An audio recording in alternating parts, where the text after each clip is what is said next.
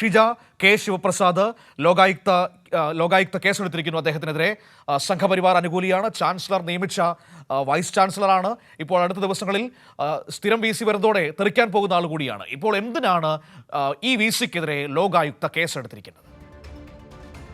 തീർച്ചയായും ഏതായാലും ഇപ്പോൾ ഈ ലോകായുക്തയിൽ ഇത് സംബന്ധിച്ച് ഒരു പരാതി നൽകിയിട്ടുണ്ടായിരുന്നത് മുൻ സിൻഡിക്കേറ്റ് അംഗം കൂടിയായിട്ടുള്ള ഐ സാജു ആയിരുന്നു പരാതി നൽകിയത്. അതായത് വി സി അനുമതിയില്ലാതെ അഭിഭാഷകനെ നിയോഗിച്ച് ഫീസ് നൽകി എന്നുള്ളതായിരുന്നു പരാതിയായി ഉന്നയിച്ചിരുന്നത്. ഇതിൽ പരാതി പ്രഥമ ദൃഷ്ട്യാ നിലനിൽക്കുമെന്ന് ലോകായുക്ത വിലയിരുത്തി. അതിന്റെ അടിസ്ഥാനത്തിലാണ് ലോകായുക്ത അന്വേഷണം നടത്തേണ്ടതുണ്ടെന്ന് ഉത്തരവിട്ടിരിക്കുന്നത്.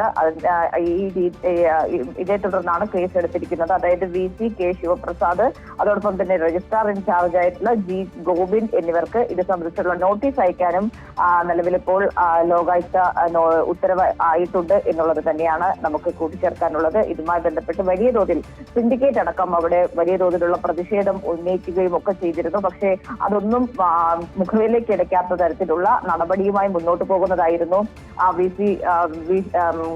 സി കെ ശിവപ്രസാദിന്റെ ഭാഗത്തു നിന്നുണ്ടായ നടപടി എന്ന് പറയുന്നത്. വലിയ തോതിൽ അവിടെ ഒരു ഭരണ പ്രതിസന്ധി അടക്കം അദ്ദേഹം സൃഷ്ടിക്കുന്ന ഒരു രീതിയും ഉണ്ടായിരുന്നു.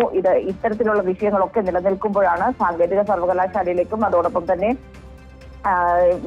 ഡിജിറ്റൽ സർവകലാശാലയിലുമൊക്കെയുള്ള സ്ഥിരം വി സിമാരുടെ ഇന്റർവ്യൂ അടക്കം ഇപ്പോൾ പൂർത്തിയാകുന്ന ഒരു ഘട്ടം കൂടിയാണ്. അപ്പോൾ ഇനി ഈ വി സിയുടെ കസേരയിലേക്ക് ആര് വരും എന്നുള്ള കാര്യത്തിൽ ഒരു തീരുമാനമൊക്കെ ഉണ്ടാകാൻ പോകുന്ന ഒരു പശ്ചാത്തലത്തിൽ കൂടിയാണ് ഇത്തരത്തിലൊരു നടപടിയിലേക്ക് കൂടി കാര്യങ്ങൾ നീങ്ങുന്നത്.